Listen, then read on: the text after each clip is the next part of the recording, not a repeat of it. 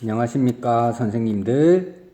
지속가능 발전 교육과 윤리 연구 6주차 10월 10일 마지막 3교시 강의 진행하도록 하겠습니다.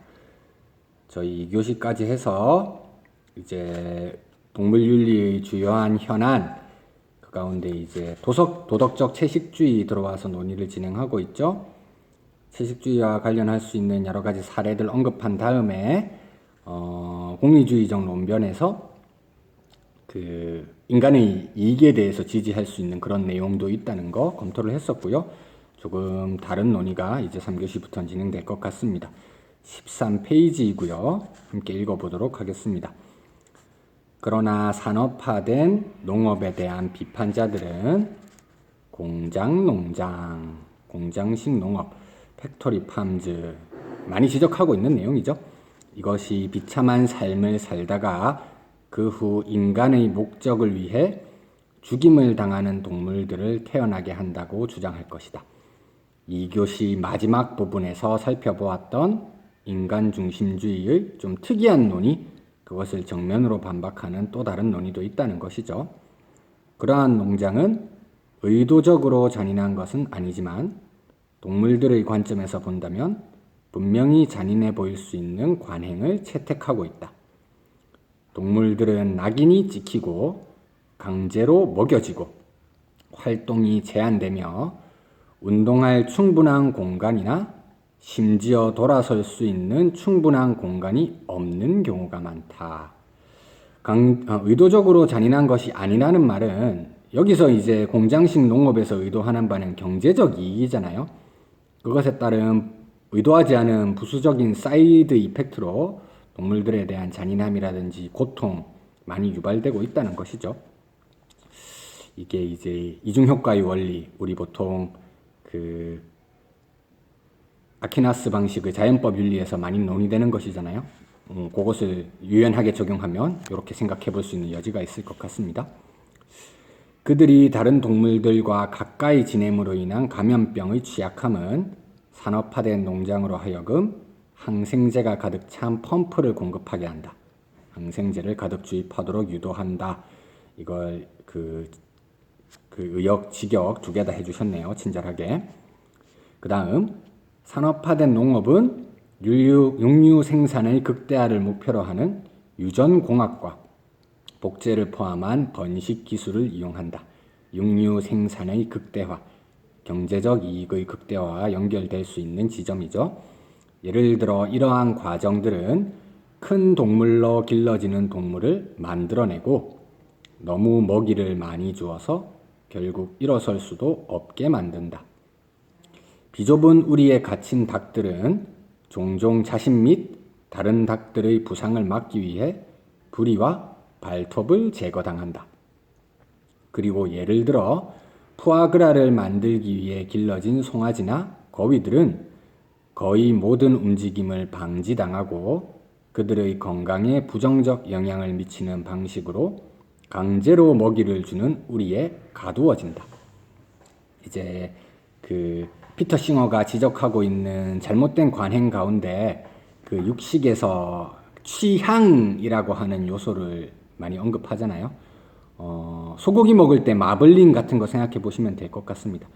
단순히 인간의 취향, 입맛을 맞추기 위해서 자연적이지 않은 방식으로 길러져서 어떻게 보면 병들어 있고 장애가 있는 이런 방식의 동물 기르는 것이 굉장히 관행적으로 허용되어 있다는 것이죠.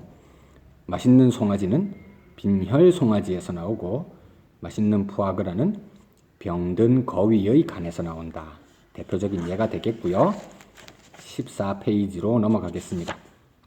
동물들은 또 다른 동물들로 가득 찬 트럭에 실리고 때로 수천 마리의 동물들이 죽어나가는 심각한 방식으로 도축을 위해 운송된다. 길러지는 과정, 그리고 도축되는 과정, 길러짐과 도축 사이에 있는 운송 과정 모두 고통과 무관하지 않다는 것입니다. 도축장에는 동물들을 기절시키고 죽이는 도축 공정이 있다. 어떤 동물들은 도살되기 전에 심하게 다친다. 동물 복지 옹호론자들은 도살장에 끌려가거나 포크리프트 트럭에 의해 들어올려진 더 불쌍한 소, 자신의 힘으로 도살장에 걸어서 갈 수 없거나 가지 않을 소의 동영상을 올렸다. 연방법은 포유류가 죽기 전에 기절시킬 것을 요구한다. 지금 선생님들 혹시 영화 중에 템플 그랜딘이라고 하는 영화를 보셨는지 모르겠네요. 그 영화가 보면 자폐증 가지고 있는 사람에 대한 실화 영화인데요. 어릴 때부터 자폐증을 가지고 있었던 템플 그랜딘이라고 하는 소녀가 특이하게 장점을 가지고 있었던 분야가 동물, 그 중에서도 소와 교감하는 능력이 굉장히 뛰어났던 것입니다. 이제 어린 시절 우연히 갔던 친척이 살고 있는 시골 집에 보면 목장을 운영하고 있었는데 거기서 기르고 있는 소들과 굉장히 스스럼 없이 잘 어울려 놀았었죠. 그리고 이제 도살장에서 공포스럽게 죽고 있는 소들의 고통 이런 것도 소들과 거의 동일한 수준으로 템플 그랜딘이라고 하는 소녀가 느꼈다고 해요. 그래서 이 사람이 소들이 이제 자연적인 환경 속에서 그 고통을 느끼지 않는 그런 방식들이 있죠. 걸어 다니는 방식이라든지 무리를 지어서 걷는 그런 루트가 있을 겁니다. 곡선 형태로 이렇게 어떤 목표를 향해서 걸어갈 때 비교적 편안함을 느낀다는 거, 이런 걸 알아채서 그 도살장에서도 소들이 고통받지 않으면서 이제 최종적인 도살 그 목표 지점까지 갈 수 있는 그런 도살 환경을 만들어내고요. 이 사람이 실제로 그 동물 관련해가지고 대학 교수까지 된 유명한 인물이거든요. 그런 것과 관련해서 좀 생각해 볼 수 있을 만한 영상 자료일 것 같습니다. 연방법 이 내용까지 했고요. 하지만 때로는 동물을 제대로 적절하게 기절시키는 것에 대한 문제가 제기되기도 한다. 피터 싱어와 짐 메이스는 육식을 하는 사람은 누구나 때때로 자신도 모르는 사이에 고통스러운 죽음을 맞이한 동물에게서 얻은 고기를 먹고 있을 가능성이 있다고 결론 짓는다. 이렇게 이야기하죠. 동물 해방이라든지 실천윤리학 읽어보신 분들은 대부분 알고 계시죠? 현대 사회에서 인간들이 동물을 가장 많이 만나는 공간 어디인가요? 동물원입니다. 이렇게 대답하신다면 아니겠죠. 동물원 많이 가면 1년에 한 번 이 정도 가지 않겠습니까? 하루에 3번 동물 만나는 공간이 있죠. 바로 식탁입니다. 이 식탁에 동물들 어떤 고통의 과정을 거쳐서 왔는지 전혀 묻지 않고 그냥 맛있게 먹기만 하는데 그렇게 해서는 안 된다는 것이죠. 자, 그 다음 각주 18 아래 육류 생산 산업을 규제하는 법적, 윤리적 기준이 있다. 피터 싱어가 이제 1970년대 동물 해방 이 책을 쓰고 난 다음에 이후에 이제 개정판에서 밝히고 있는 것처럼 처음 동물 해방에 대해 논의할 때만 해도 불필요한 고통 주는 것에 대해서 사람들이 아무렇지도 않게 생각을 많이 했었는데 최근에는 그것에 대한 문제점 많은 사람들이 생각했기 때문에 이런 인식의 전환 동반되어서 법적 윤리적 제재들도 다 마련되고 있다는 것입니다. 그러나 산업육 생산 공정은 속도와 효율성에 초점을 맞추고 있다. 이것은 육류에 대한 일반 대중들의 수요가 많기 때문에 필요한 것이다. 수요가 어떤지 한번 볼까요? 2013년 미국 육류 산업은 86억 마리의 닭, 미국 안에서만 전체 인류보다 많은 닭이 1년에 소비되고 있네요. 한국에서도 굉장히 많이 소비되는 것으로 알려져 있죠. 그래서 저희 인류세 영상 저희가 봤던 건 플라스틱 화석과 관련한 영상이었는데 그게 2부였고요. 1부에서는 그 대표적인 화석으로 닭을 들고 있습니다. 닭. 사람들이 엄청 많이 먹기 때문이죠. 3,320만 마리의 소, 2억 3,940만 마리의 칠면조, 230만 마리의 양과 새끼 양, 그리고 1억 1,200만 마리의 돼지를 생산하여 930억 파운드의 고기를 가공했다. 15페이지로 넘어왔습니다. 1980년과 2002년 사이에 전 세계 육류 생산량이 3배로 증가하면서 이와 더불어 육류에 대한 수요가 전 세계적으로 증가하고 있으며 2050년에는 육류 생산량이 다시 2배가 될 것으로 예상된다. 미국이라든지 인도처럼 신흥 이제 선진국 대열에 합류하려고 하는 그런 국가들이 있죠. 식습관도 서구적 식습관으로 많이 전환되고 있습니다. 그런 것과 관련해서 육류 소비량, 생산량이 굉장히 함께 증가하고 있는 것이죠. 육류 생산이 더 광범위해지면 상당한 환경적 비용이 발생할 것으로 보인다. 그러나 산업화된 농업 옹호자들은 우리가 70억의 인구를 먹여 살리고자 계산한다면 집약된 농업 과정이 필요하다고 주장한다. 인구가 늘어나고 있기 때문에 불가피한 것이다. 이렇게 주장하는 논의라는 것이죠. 실제로 육류에 대한 수요가 계속 증가한다면 우리는 육식을 위한 고기를 만들기 위해 훨씬 더 효율적이고 생산적으로 동물을 기르기 위한 방법을 개발해야 할 필요가 있다. 세계 인구의 고기 수요는 가축 사육장이 없는 농장으로부터 생산된 고기로는 충족될 수 없다. 수요가 많기 때문에 불가피하게 공장식으로 사육하고 있다. 이런 식으로 이야기하고 있는 것이네요. 공장식 농업과 육류에 대한 식욕의 증가에 대한 채식주의적 비판가들은 육류에 상응하는 영양가 있고 맛있는 대안이 있다고 주장한다. 영양학적으로 문제없는 채식주의가 가능하다는 것입니다. 그들은 또한 동물 농업이 환경에 좋지 않다고 지적한다. 대표적인 이제 반론하는 그런 논의죠. 육류 생산하기 위해서 들어가는 곡물, 그것을 순수하게 채식으로만 먹는다고 환산해 봤을 때 환경에 강요되는 부담이 엄청나고 그것을 곡식으로 바로 인간이 섭취하는 게 훨씬 더 효율적이고 친환경적일 수 있다는 그런 대표적인 논의이죠.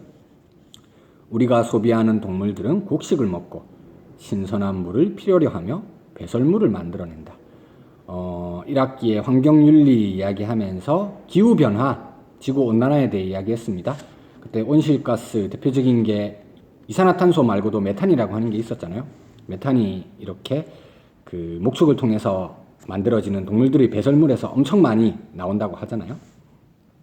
채식주의자들은 우리가 낮은 먹이 사슬에 있는 식물들을 섭취하는 것이 증가하는 인구를 먹여 살리는데 더 효율적이고 덜 낭비적일 것이라고 주장한다. 굉장히 좀 일리 있는 지적입니다. 엔트로피 이런 관점에서 봤을 때 충분히 그럴 수 있겠죠. 이것은 더 적은 생태 발자국, 에콜로지컬 풋프린트, 요새 환경윤리 논의에서 굉장히 많이 쓰고 있는 단어이죠. 남길 것이고 전 인류의 굶주림과 맞설 수 있는 곡물 및 기타 음식을 더 많이 만들 것이다. 자, 그렇게 하면서 16페이지 넘어가면 이제 공장식 농장, 거기서 컨베이어 벨트로 가공되고 있는 닭 사진이 나오고 있고요. 그 아래 부분 글자를 보겠습니다. 채식주의는 다른 정치 사상, 도덕 사상과도 관련이 있다. 우리 지금 동물윤리가 환경윤리의 하위 분야라고 생각할 때 환경윤리라고 하는 건 환경물 문제 해결하기 위한 여러 가지 접근법 가운데 하나잖아요. 과학기술적 접근법, 법적 제도적 접근법, 이 두 가지 문제점 보완하기 위해서 가치관적 접근법 이야기를 하는데 가치관 전환만 가지고는 이 전 세계적으로 거대한 규모에서 일어나는 환경 문제 해결하기 어렵기 때문에 생활 습관 자체의 근본적 변혁이 동반되어야 한다. 환경윤리 논의에서 한 단계 더 나아간 환경 철학, 에콜로지컬 필로소피, 엔바이로멘탈 필로소피 이렇게 이야기할 수 있는 논의 중에 생태 여성주의 같은 것들 있죠. 그것과 비슷한 논의 밑에서 이어질 겁니다. 일부 여권주의자들은 육식이 남성의 지배력과 여성의 억압과 관련되어 있다고 주장한다. 다른 여권주의자들은 배려윤리의 견해가 동물 배려를 포함해야 한다고 주장한다.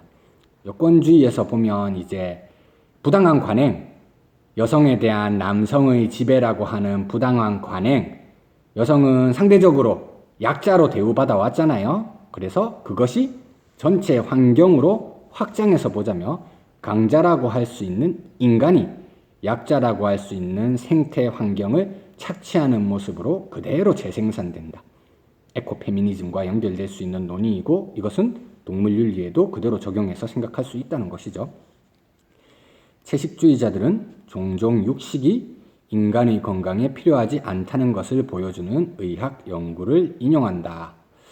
이것은 특히 보통의 슈퍼마켓에서 영양가 있는 대안을 쉽게 찾을 수 있는 대다수의 선진국에서 일어나고 있는 사실이다.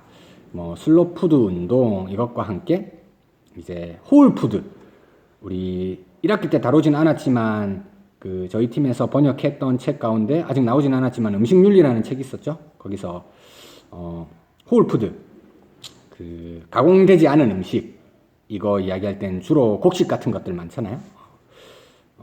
육식을 곡식으로 대체하려고 하는 그런 사고방식이 어떻게 보자면 조용한 혁명이 서구 선진국에서 먼저 일어났던 것과 마찬가지로 지금 선진국에서 서서히 일어나고 있다는 그런 논의입니다. 만약 육식이 인간의 건강을 위해 필수적인 것이 아니라면 고기는 사치품이 된다. 또한 우리는 인간의 사치를 위해 동물의 고통을 유발하는 것이 도덕적으로 정당화되는지 물을 수 있다. 피터 싱어 방식의 해외 원조 논이 똑같이 적용할 수 있는 것이죠. 값비싼 명품 정장 있는 이런 소비 욕구 조금만 참아내면 후진국에 있는 고통받고 있는 사람들 충분한 식량 제공할 수 있을 텐데 똑같은 경제적인 양이라고 하더라도 절대 빈곤 겪고 있는 사람들한테는 체감되는 그런 쾌락의 정도는 훨씬 높을 수 있잖아요. 그렇게 보면 인간의 사치를 참아내면서 동물의 고통 유발시키는 걸 억제시키는 그런 효과에 대해서 우리가 고려해 보아야 할 시점이었다. 이런 논의를 한다는 것이죠. 그러나 다른 한편으로 많은 사람들은 인간의 이익이 동물의 이익보다 더 중요하고 육식은 인간의 기본적 이익에 대한 호소로서 더 쉽게 정당화된다고 주장할 것이다. 그럼에도 불구하고 인간 중심주의적 논의가 더 주를 이루면서 펼쳐지고 있다. 이렇게 마무리를 짓고 있습니다. 주요 현안으로서 이제 17페이지부터는 동물 실험에 대해서 나오고 있죠. 동물 실험. 싱어 같은 경우는 특히 서구 쪽에서 동물 실험 제일 처음 진행되었던 분야로 이제 군사 분야 들고 있잖아요. 물론 예전에 국지적 전쟁 이런 거 일어날 때는 육군 보병들이 전투 침략 앞으로 점점 침체해 나가면서 전쟁 전개하는 게 가능했을지 모르겠지만 세계대전 시기 되면 잠수함을 활용하기도 하고 고공에서 전투기가 날아가기도 하고 이렇게 하죠. 어떻게 보자면 인간의 손길이 닿지 않았던 미지의 영역들이잖아요. 깊은 수심 혹은 높은 높이의 고공 그런 대기 속에서 인간이 어느 정도까지 견뎌낼 수 있을 것인가.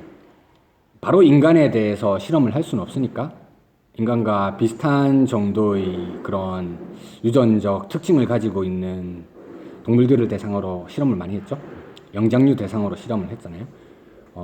전투기 모형에 실어가지고 기압을 인위적으로 높인다거나 낮추고 혹은 빙글빙글 회전하는 걸 계속 반복하고 어느 정도까지 동물들이 버티게 하느냐 이런 식으로 진행이 되기도 했었고 최근에는 화장품 만드는 곳에서 기초적인 사전 실험을 동물들에게 많이 한다고 알려져 있죠.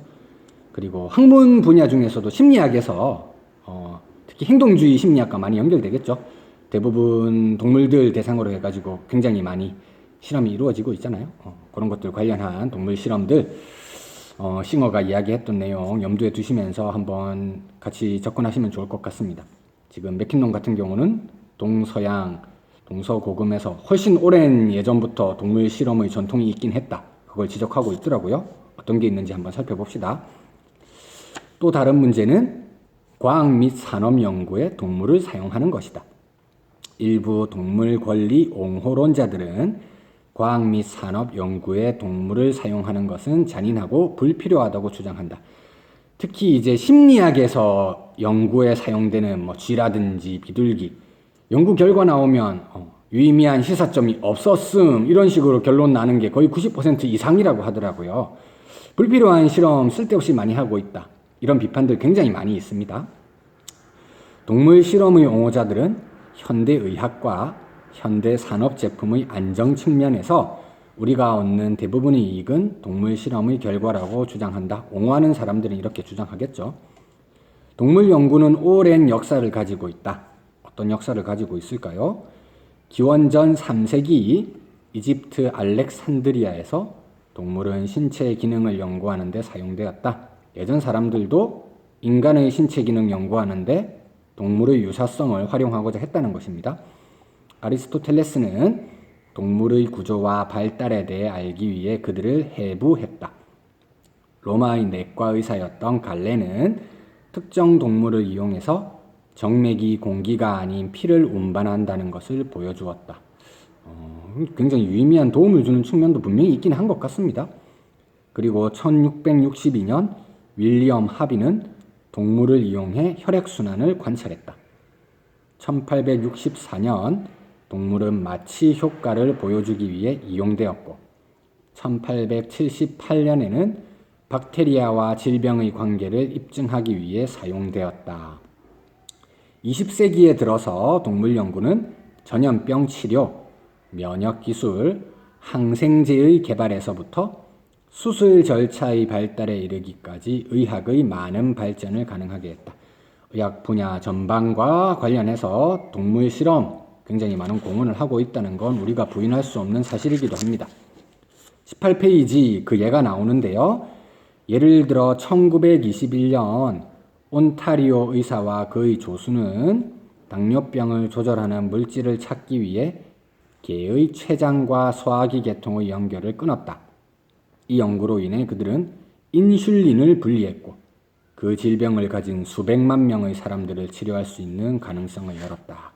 인슐린 굉장히 중요한 것이잖아요.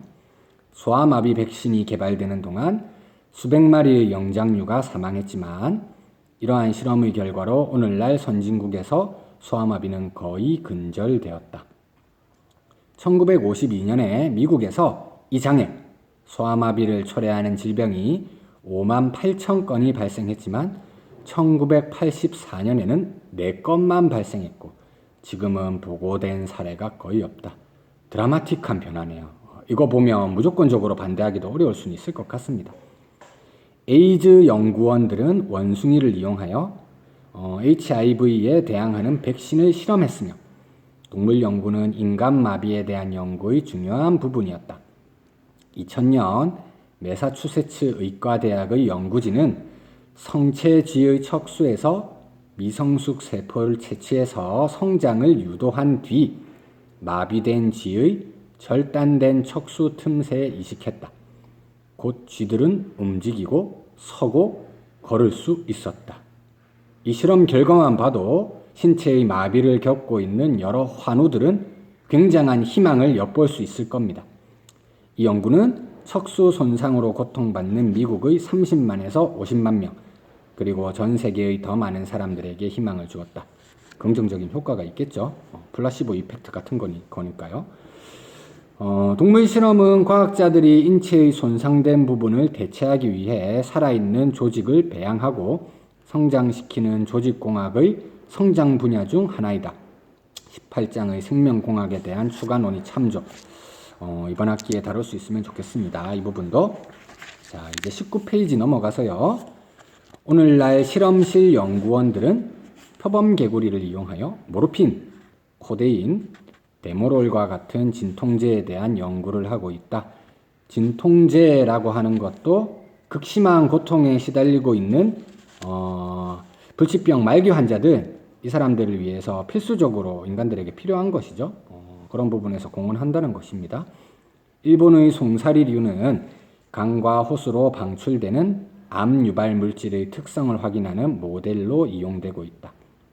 그리고 큰 이스라엘 정갈을 이용하는 연구는 전갈 독을 이용해서 일명 신경교종을 치료하는 방법을 발견했다. 다른 유망한 연구들은 유전자 변형 동물을 만들어 약물 생산 기계로 사용한다. 하지만 유전자 조작이라고 하는 건 우리가 예상할 수 없는 또 다른 위험 초래하기 때문에 무조건적으로 실험 허용하기는 조금 어려운 그런 여지가 있겠죠. 예를 들어 과학자들은 염소, 양, 돼지의 DNA에 인간 유전자를 연결했다. 이 포유류는 우유에 있는 치료 단백질을 분비하는데 이 단백질은 혈우병과 낭포성 섬유증을 치료하는 데 이용될 수 있다. 이렇게 해서 고대에서부터 비교적 현대에 이르기까지 동물 실험과 관련된 역사 그리고 사례들을 쭉 언급해 보았습니다.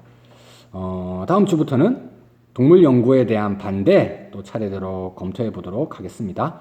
네, 이번 주도 열심히 수강해 주셔서 감사합니다.